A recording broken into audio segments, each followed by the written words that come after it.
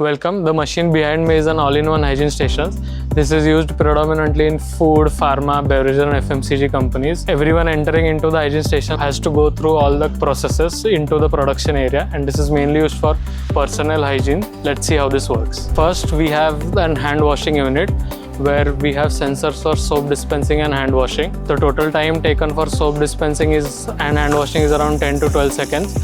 Simultaneously, when the soap is dispensed, we have sole cleaning brushes where shoes soles are cleaned and disinfected using sanitizer and water. The next stage is hand dryers, where we have a jet hand dryer where we have hot air provision and also have HEPA filters. And after that, we go to the hand sanitizing unit where we have 4 nozzles for sanitizer dispensers and 2 sensors for it. It is an access control system where on each and every function has to be completed for you to enter into the plant. Once you sanitize the hands, only then the access control gate will open, giving you access to enter the production area.